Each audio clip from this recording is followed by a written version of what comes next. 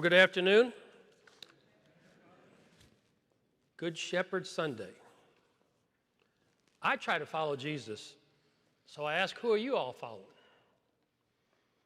I think you can look at where you spend most of your time and get a pretty good idea of what or who you follow. Now, while preparing this homily, I kept receiving information from different people about a movie that's causing people to return to church and the sacraments. That was pretty impressive, and I couldn't ignore it, so I had to check it out. And I would suggest anyone who has an interest in this to read about it first. But there is a movie that just came out in the last couple of weeks, limited showing, hopefully it'll be on streaming at some point, called Nefarious, with an N. I don't know if anyone's heard about it. It's kind of new.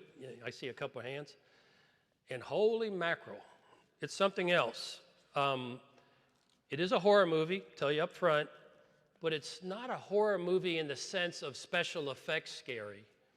It's a horror movie on what it's about and how it may or may not pertain to our world. And the movie's about a man who is possessed by a demon, who is talking in a setting, and the horror about it is this character playing this demon was unbelievable, but how overconfident him and his fellow demons were about slowly taking over the world. I'm probably not doing it justice, so if you have an interest in this kind of thing, it's called Nefarious with an N, and it really is something else. The couple Catholic priests involved in it are known exorcists for the Catholic Church, one in this particular region or area. Said it was the best movie to include Exorcist, the movie The Exorcist, which some of us remember how scary that was. They said it's one of the best movies ever. So I'm just letting you all know about it because I saw the correlation between, how one part of this scene, the guy's telling a person, everyone wonders why the world has become so evil, right? A lot of people, I've had many conversations. It seems like people are getting meaner. There's more violence, the crime's going up, and this demon is just saying, yeah, that's us. We've been very busy. And so the person he's talking to doesn't believe in God. He's an atheist. And he tells him, he goes, hey, I'm an atheist. I don't believe in any of that stuff. And the demon looks at him and goes, and we can't thank you enough for making our job so easy. And he just says it in such a confident manner. So it was like, gave me goosebumps, watching some of these scenes. So anyway, I just wanted to see the correlation between Good Shepherd Sunday of how we're called to follow Christ and all those people that have chosen not to follow Christ and are not going to church and are not, worshiping and not doing the sacraments. I think there's a correlation here between the evil in this world and the people that church attendance is down in all denominations, and the people that aren't following God. So obviously you've heard the scriptures today. The theme today is Jesus and the Good Shepherd, and it's interesting, and I just found this out, that sheep are the most mentioned animal in the Bible. Kind of a trivia fact. Sheep are mentioned almost 400 times. And the Bible tells us, as followers of God, or experiences with shepherds, if we read in the Old Testament, a shepherd was a person who spends their whole life with his sheep, taking care of them, raising and healing them, and most of all, protecting them from harm. One of the reasons that the Jewish people loved shepherds so much is because they were a very important part of their history. It shouldn't surprise anyone that the chosen people of God was Abraham, who was a shepherd, as was his son and his grandson. There are also dozens of famous Old Testament leaders who were all shepherds. And so shepherds have a unique and very important meaning to both Jews and Christians. Remember, the birth of Christ was announced to the shepherds. And the other part I found very interesting is when David volunteered to fight the giant Goliath, he was questioned about his youth and he had no experience.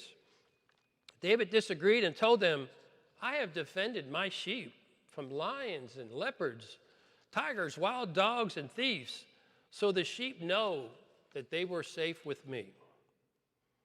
In ancient Palestine, during the day, the sheep grazed on the hillsides where all the grass was, under the watchful eyes of their shepherds.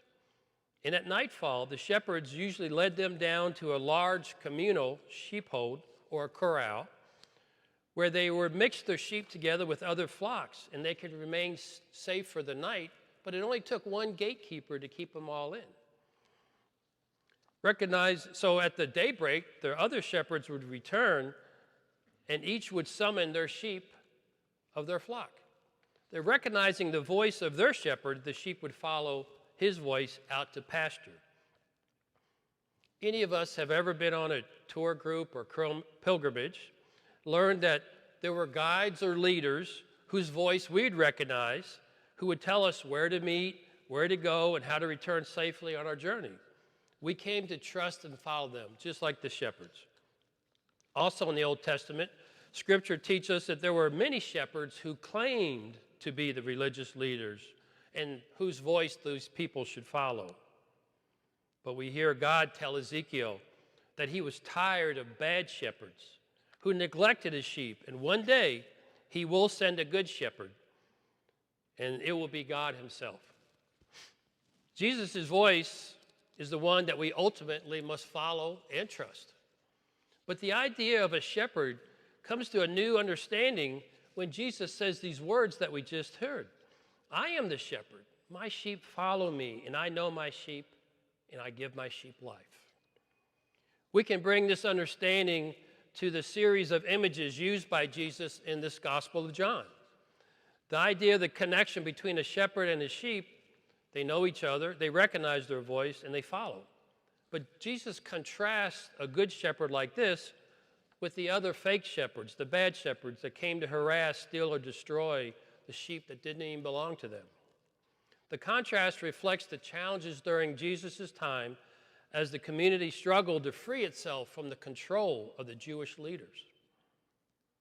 In John's gospel, Jesus seems to be concerned that his people may not have completely understood his reference to just the sheep and the shepherd.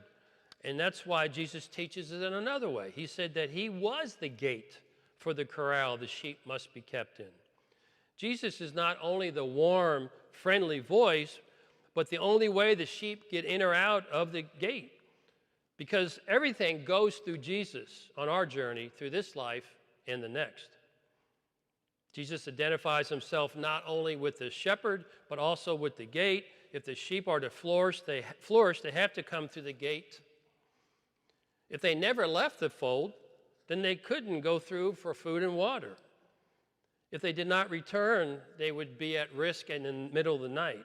So daily they would have to come and go through this gate, which then becomes the means of access to protection and growth. So by describing himself as the gate of the sheepfold, Jesus is indicating that not only through the interaction with himself and will members of the community find life and growth. So now when Jesus says, I am the gate, he is saying more than I'm just the good shepherd who defends and makes sheep secure, but he will lay down his life for us as we know he did. All of this and the two stories can be summed up into one basic idea, that when Jesus comes as the Son of God, he comes to give us life, to protect the life that God himself gives us. We should try to remember that we belong to the shepherd, no matter how far we stray, no matter how far we go and turn our backs on him, he will come find us. He knows his sheep. Let's remember that what Jesus taught, that as the good shepherd, he loved the 99 sheep that were safe, but he would still go out looking for and save that one, to celebrate the one that needed him the most. We must listen to God's voice. Let's not give evil any help. Who do you choose to follow?